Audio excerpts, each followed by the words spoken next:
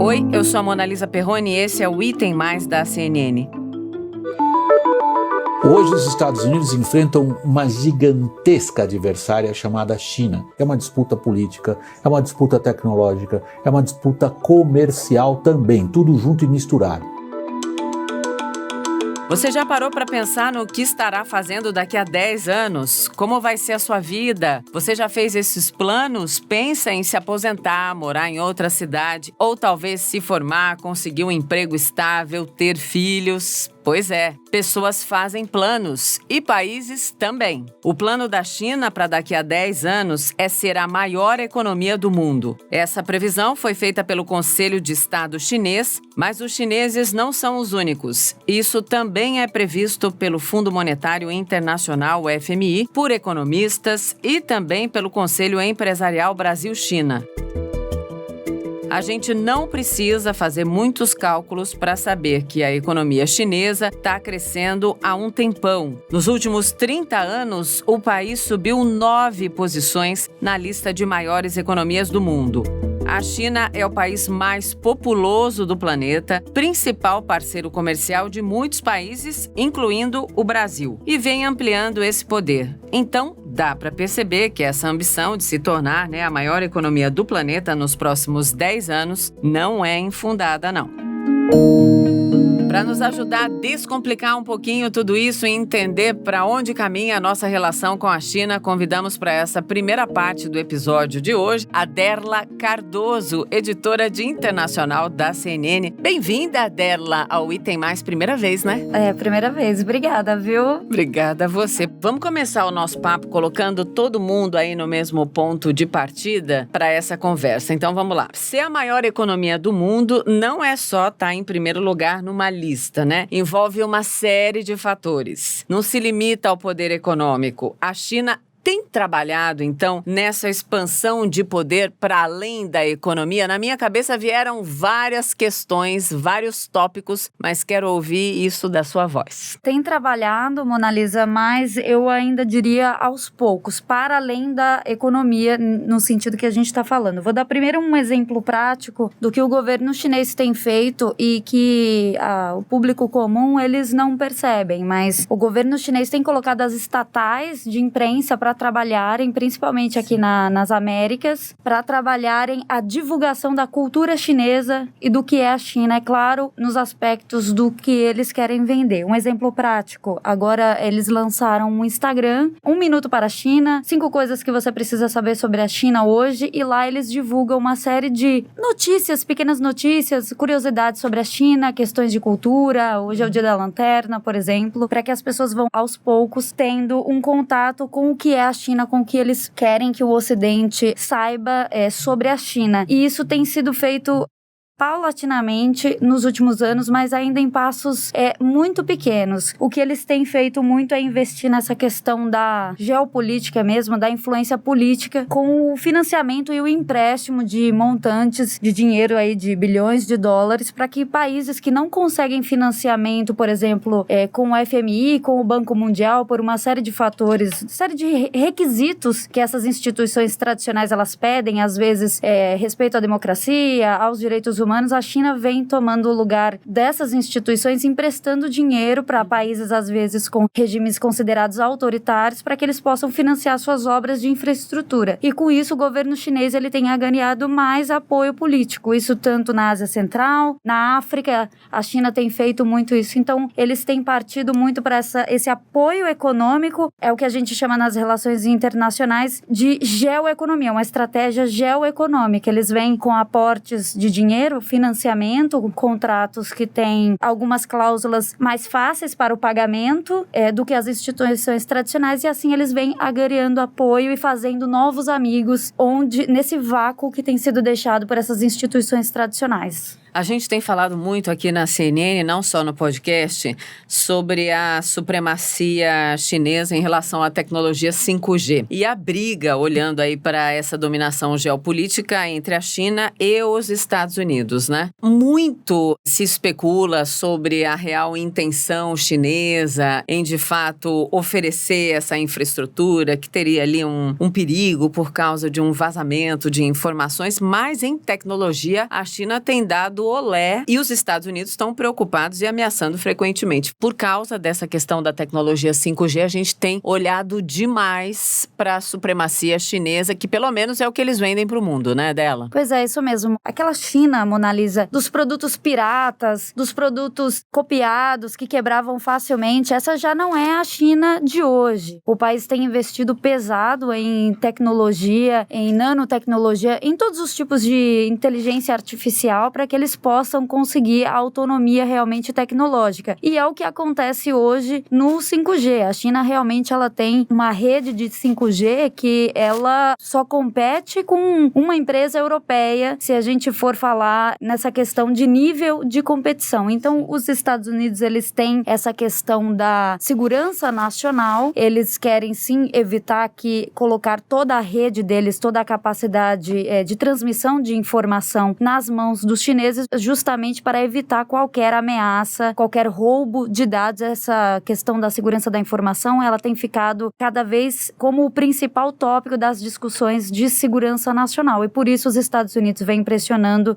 para que vários países aliados, inclusive o Brasil, para que não comprem a rede 5G, que não deixem a China instalar o 5G aqui no Brasil. O problema para um país como o nosso é que a gente vai ter que pagar a conta ao deixar com uma empresa europeia ou ao contratar uma empresa europeia para fazer essa rede aqui no Brasil, já que os chineses são muito mais baratos. A tecnologia é de ponta também, mas eles conseguem, através do modo de como é feito essa tecnologia, a gente sabe que questões trabalhistas são um problema na China, então eles conseguem baratear e fazer isso mais barato. Né? 1 bilhão e 400 milhões de pessoas precisando trabalhar. Claro que quando você tem uma oferta de mão de obra tão grande, ela fica barateada, né? Agora, dela, todas as vezes em que os Estados Unidos vêm com esse questionamento sobre segurança de informação, a gente nunca sabe se é uma proteção das empresas americanas ali, né, para de fato continuarem dominando nessa área, se tem ou não essa tal insegurança, isso a gente não sabe porque fica um discurso muito de cada lado, né? O que a gente sabe é que os Estados Unidos não é de hoje, estão sim preocupados e atentos em perder esse primeiro lugar aí para a China. Qual seria o peso então dos Estados Unidos deixarem de ser o maior PIB do planeta? Pois é, eles perdem principalmente força dentro das instituições. A gente já tem visto essa força se esvaindo nos últimos anos, principalmente por uma ação do próprio governo americano, do governo Trump, que esvaziou a presença americana dentro das instituições, e quando ele sai, os Estados Unidos saem de dentro das instituições, eles acabam perdendo poder de barganha em votações, como por exemplo o Acordo do Clima de Paris. Essa é uma votação que é preciso angariar votos para que seja aprovado. E à medida que a China ela vai investindo cada vez mais nos outros países, vai fazendo mais amigos e vai aportando mais dinheiro nessas instituições, ela vai ganhando espaço e consegue colocar em prática seus projetos, que é difícil achar um exemplo prático. Eu falei desse do Acordo de Paris, mas esse tipo de projeto, a China tem liderado iniciativas do meio ambiente. Hoje em dia é um dos países que mais investem, até porque eles precisam contornar toda a destruição ambiental que eles fizeram nos últimos anos, né? Então, o que os Estados Unidos acabam perdendo são aliados, então, Mona Lisa, assim, na prática, dentro das instituições, é um exemplo prático, e em eventuais outras situações. Isso já acontece, por exemplo, com o Chile. O Chile, ele tem, não que ele tenha se afastado um pouco dos Estados Unidos, mas com a aproximação do Chile da China, os Estados Unidos perderam um pouco de barganha neste país que foi sempre um aliado tradicional dos Estados Unidos. Isso porque o Chile depende muito da China para suas exportações e também tem recebido muitos investimentos estrangeiros. Então, quando a gente fala hoje de que talvez o Chile estaria mais próximo da China do que dos Estados Unidos, muita gente não acredita, mas é de fato o que está acontecendo. Então, na prática, eles vão perdendo aliados e poder de barganha em acordos comerciais e também dentro das instituições, como eu disse. Trump deu uma potência potencializada, né, no discurso nacionalista, protecionista, America Great Again, e o preço disso para os Estados Unidos tem sido alto e com gosto amargo, né? Exatamente. A postura do presidente Donald Trump foi uma postura isolacionista, totalmente, de esvaziamento dos americanos, da presença americana dentro de instituições. E o que aconteceu na avaliação da equipe do presidente eleito Joe Biden foi que, ao fazer isso, ele deixa a China descontrolada. Mona Lisa, ele dá espaço para que a China vá ocupando esse vácuo de poder deixado pelos Estados Unidos. Tanto que a estratégia do próximo governo é justamente retomar as alianças deixadas para trás. Um dos exemplos de aliança que foi fragilizada, ela existe, mas ela está fragilizada, é a relação entre Estados Unidos e Alemanha durante o governo Trump, e o que agora o governo Biden quer é retomar essas alianças para que seja possível controlar a China, para que eles possam ser engajados, como se diz, nas relações internacionais e respeitar as leis internacionais. Sempre que a gente fala sobre esse distanciamento aí entre os Estados Unidos e a Alemanha, me lembro daquela cena horrorosa quando Trump encontrou a chanceler Angela Merkel. Ela deu a mão para ele virou a cara e deixou lá no vácuo. Lembra dessa cena, né? Das cenas constrangedoras da diplomacia trumpista, para mim essa tá nos top 5. Pois é, Trump conseguiu fazer o que nem Obama, espionando o celular da Merkel, conseguiu. Ele conseguiu estragar. A amizade, ela existe, eles são aliados de mais de 70 anos, mas é claro que essa aliança, ela está fragilizada em segundo plano nesses últimos 4 anos. Feita essa ressalva sobre os momentos aí da era Trump, tá acabando, não significa que o trumpismo acabará, né? A era Trump, ele acabando no comando dos Estados Unidos. Eu acho importante a gente pontuar também que ser a maior economia do mundo, ou pretender ser, ou caminhar para ser, não significa, aliás, longe disso, distribuição de renda de um jeito correto e que dê exemplo para o mundo, né? E a China tem exatamente esse gargalo, né, dela. Pois é, Mona Lisa, nos últimos 10 anos, a China tem investido muito, é claro, para retirar os cidadãos da pobreza extrema. Sim, especialmente nas áreas rurais, né? Isso. No mês passado, no dia 24, o governo fez um anúncio de que toda a população que estava ainda na pobreza extrema tinha saído da pobreza extrema e tinha ascendido. Eles têm, um dos principais tópicos ali do governo do presidente Xi Jinping. Mas, apesar disso, a gente está falando de mais de 1 bilhão e 300 milhões de pessoas. Eu achei que já estava em 400. Quase, 1,393. Então, tá chegando no 1 bilhão e 400 milhões. O que tem também acontecido na China é o fortalecimento cada vez mais da classe média. Então, quem já tem dinheiro acaba ganhando mais dinheiro. Apesar das pessoas na pobreza extrema estarem ascendendo, ainda tem, realmente a gente tem visto uma desigualdade na China por conta disso. Porque as pessoas que têm dinheiro estão ficando cada vez mais ricas através das empresas público-privadas da China e a população mais pobre caminha a passos lentos. Embora é preciso reconhecer que muitas coisas mudaram, houve muita evolução econômica na China nos últimos 10 anos, mas apesar disso, realmente há uma desigualdade gritante ainda na China. Sem dúvida. E as imagens, quando elas vazam, né, porque o governo chinês cerceia bastante, né, a divulgação de imagens, de informação, lá é tudo monitorado. Quando vaza, aí a gente vê de fato essas profundezas, né, da desigualdade social. Dela, vamos falar também sobre os BRICS, né, aquele bloco aí composto por Brasil, Rússia, Índia, China e África do Sul, de economias aí em desenvolvimento e que mantinham relações próximas, aí tentando avançar juntas. O verbo está no passado, mantinham, porque realmente a relação ela está conflituosa, né? Pois é, o atual governo, o atual Itamaraty, ele é um governo também, assim, na linha como o presidente americano, um governo que ele é mais isolacionista do que nos governos governos passados. Apesar disso, Mona Lisa, eu ainda acho que os BRICS conseguiram ainda se manter. Eles têm se reunido todos os anos. Esse ano, durante a cúpula, teve anúncios importantes de expansão do Banco de Desenvolvimento do BRICS. Hoje eles têm 65 projetos que somam ao todo 21 bilhões de dólares. Acredito que, apesar do governo Bolsonaro ter uma postura mais isolacionista, que a instituição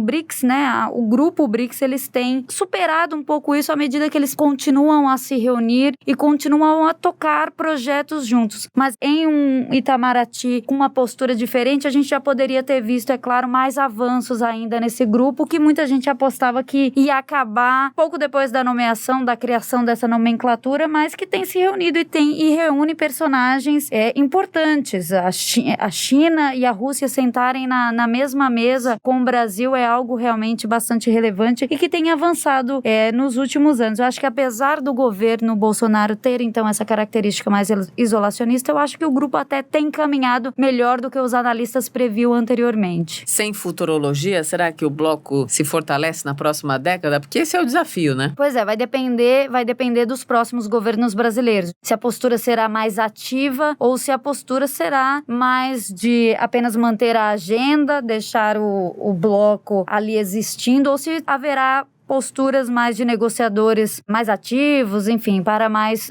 novas rodadas de negociações para a criação de novos mecanismos como o Banco de Desenvolvimento do BRICS. Adorei! A gente chama os colegas da firma, que é para aproveitar esses talentos e aumentar aí o nosso contato, porque no dia a dia ali da redação da TV é tudo tão corrido, né? Aqui no podcast dá pra gente tricotar mais, então venha mais vezes, tá bom? Obrigada, viu? Foi um prazer. Essa foi a Derla Cardoso, nossa editora de internacional. Obrigada. Agora eu converso com a diretora executiva do Conselho Empresarial Brasil-China, a Cláudia Trevisan. Cláudia, muito bem-vinda de volta ao Item Mais. Mona Lisa, muito bom estar com vocês hoje de novo. Prazer é todo meu. Cláudia, vamos começar então falando sobre aí os eixos que a gente acabou de tratar aqui no papo anterior, o documento, né, com 3 pontos para o relacionamento entre os dois países, né? Esse eixo econômico, o eixo institucional e também o eixo de sustentabilidade, além, claro, das agendas de infraestrutura, finanças e tecnologia. Qual que é o balanço que a gente pode fazer da nossa relação com a China? Agora você aí na direção do Conselho Empresarial Brasil-China, Cláudia. Olha, sem dúvida, o centro da relação é o econômico comercial. A China é o maior parceiro comercial do Brasil desde 2009 e o peso da China cresceu ainda mais durante a pandemia. Nos 10 primeiros meses desse ano, a China foi destino de 34% das exportações brasileiras, o que é um percentual recorde. No ano passado, a China respondia por 28% das exportações brasileiras. E o segundo colocado, que são os Estados Unidos, eles foram destinos de só 10% das exportações do país. Enquanto as vendas para a China cresceram 11% neste ano, as exportações para os Estados Unidos caíram 31%. Então, a China aumentou muito o seu peso relativo nas exportações brasileiras. O Brasil também tem uma relação muito importante com a China em termos de investimentos, e aí a gente entra nas agendas de infraestrutura e de financiamento. Nos últimos 15 anos, a China se tornou um dos maiores investidores estrangeiros no Brasil, rivalizando com o que foi investido pelos Estados Unidos no Brasil nesse mesmo período. E a China focou grande parte desses investimentos no setor de infraestrutura, que é um setor essencial para o Brasil poder aumentar o seu potencial de crescimento. E o desafio agora, como o estudo do Conselho Empresarial Brasil-China ressalta, o desafio agora é diversificar e aumentar o valor agregado das exportações brasileiras para a China, o que já vem ocorrendo em certa medida no agronegócio. E outro desafio é atrair mais investimentos chineses, principalmente para o setor de infraestrutura. E fora dessas agendas tradicionais, a gente tem que criar uma estratégia para nos beneficiarmos mais mais dos avanços tecnológicos da China. Porque hoje a China e os Estados Unidos são os principais líderes no desenvolvimento das tecnologias que vão moldar a economia do futuro, como inteligência artificial, internet das coisas, blockchain, pagamentos online e ainda o 5G, no qual a China tem um papel mais preponderante que os Estados Unidos. Mas aí a briga tá feia, né? Inclusive o discurso americano, respaldado em parte pelo governo brasileiro, seria a questão da não confiabilidade das informações, né? Quando a gente fala sobre a disputa aí da tecnologia 5G, o leilão aqui no governo brasileiro, tem uma agenda importante a ser definida, mas com um ambiente de incerteza catapultado por discursos muitas vezes rasos, né? Sim, eu acho que o mais importante nessa questão é olhar para questões técnicas de maneira objetiva. Sim. Eu acho que ouvir as operadoras de telefonia, que vão ser as responsáveis pela implementação do 5G, elas já se manifestaram contra qualquer restrição, né? E há o receio de que uma restrição pode não só atrasar o desenvolvimento, a implementação da rede, como tornar o serviço mais caro para o consumidor. Cláudia, a gente falou agora há pouco, você deu destaque sobre esse incremento aí das exportações brasileiras nesse ano de pandemia. Claro que a gente conseguiu aí um resultado muito positivo, mas quando a gente olha para as importações, né, chinesas para o Brasil, o balanço é diferente. Isso preocupa ou não? Ou está já prevista aí nessa conta? Olha, eu acho que a grande preocupação é que há um desequilíbrio entre a pauta de exportações brasileira, que é muito concentrada em poucas commodities, né? Você tem soja, minério de ferro, petróleo, que respondem por quase 80% das exportações brasileiras, e tem pouco valor agregado, né? A gente precisa aumentar o valor agregado. E quando a gente olha para as importações da China, elas são muito mais pulverizadas e são formadas muito mais por produtos industrializados, com alto valor agregado. E no estudo, né, que o Conselho Empresarial Brasil-China lançou a semana passada, o estudo diz que tão importante quanto o que nós exportamos para a China é o que nós compramos da China. E acho que não há dúvida de que a importação de certos produtos, principalmente de bens de consumo, representa um desafio para a indústria brasileira, porque os produtos chineses são muito competitivos. Mas o mais importante, eu acho que é ver que grande parte das importações é de máquinas e de equipamentos que ajudaram e ajudam a modernizar o parque industrial brasileiro. E hoje, o principal produto de importação da China são equipamentos de telecomunicação, com 11% de participação. E para você ter uma ideia, a soja, que é o nosso principal produto de exportação para a China, tem uma participação de 35% nas nossas vendas. E outro produto, que é o segundo maior item de importação da China, são plataformas e estruturas flutuantes usadas na exploração de petróleo. Então, de novo, esses equipamentos, eles ajudam a aumentar a competitividade brasileira, eles são fundamentais para o crescimento da produção de petróleo. E essa produção de petróleo, que o Brasil conseguiu expandir, transformou o país em um dos líderes mundiais nesse setor. Também tem a informação que chegou para a gente, fresquinha, que eu já quero repercutir com você, que tem a ver com essa tentativa da China de mudar uma imagem que ficou um pouco arranhada agora no período da pandemia, que é a seguinte: nos próximos meses a China está anunciando que vai enviar centenas de milhões de doses da vacina contra o coronavírus e vai priorizar nessa lista aí os países em desenvolvimento. Isso ajuda, Cláudia? Eu acho que ajuda. Eu acho que o fato, se a China conseguir ser um dos pioneiros ali no desenvolvimento da vacina e tiver uma política de compartilhamento dessa vacina com outros países em desenvolvimento, que é algo que o governo chinês diz que pretende fazer, eu acho que isso vai ser algo muito importante aí no fortalecimento da imagem chinesa e do soft power chinês, né, que ainda é muito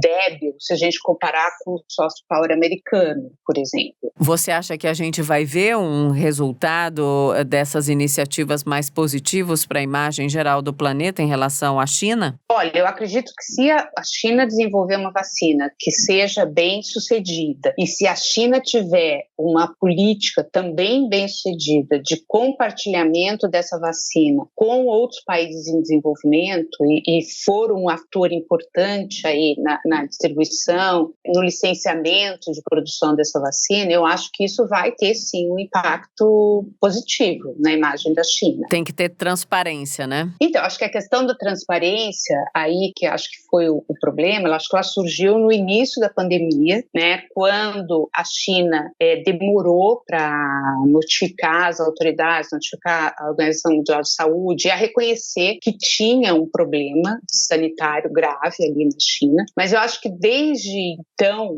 a China se esforçou para tentar mudar essa imagem, né? Eu acho que, e espero que a China tenha aprendido lições, né, com essa experiência, né, que é a lição ali de aumentar a transparência, de permitir que vozes locais alcancem, né, o público, que foi o médico que você citou, que fez o primeiro alerta ali sobre o aparecimento de um vírus pulmonar grave no Wuhan. Então, acho que a expectativa de todo mundo, né, que isso leve a uma mudança de comportamento quando eventos semelhantes ocorrerem no futuro. Sem dúvida. Quero terminar o nosso papo olhando para essa relação ruidosa, né, entre o governo brasileiro e a China. Eu sei que isso está longe dos negócios, mas, por exemplo, os últimos embates aí do embaixador da China com o Eduardo Bolsonaro e toda aquela reação do Itamaraty e as palavras do vice-presidente Hamilton Mourão. Essa é uma questão que causa tanto ruído desnecessário, né? Será que isso virá conta disso para nós? Olha, por enquanto, se a gente olhar para a relação entre o Brasil e a China, todo esse atrito está ocorrendo no âmbito retórico. Você tem muitas declarações bombásticas, mas se você olhar a realidade da relação, ela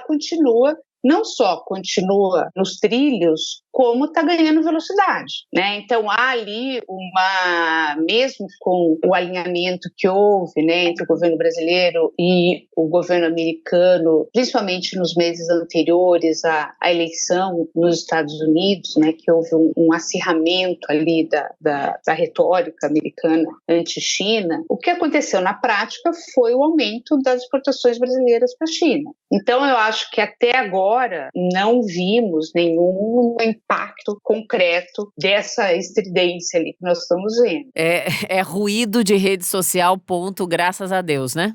Por enquanto, sim. Claro que quando a gente fala sobre a relação Brasil-China, China-Estados Unidos, tudo isso causa uma curiosidade geral, mas para terminar esse papo agora de verdade, a China de alguns anos, de algumas décadas atrás, né, aquela China que era muito sinônimo de produto pirateado, de coisas sem qualidade, de cópias. Isso é um passado, né? A China se esforçou muito para mudar essa imagem e os próximos anos, as próximas décadas, só vão sacramentar essa diferença que a gente já percebe escancaradamente agora, né? Sim.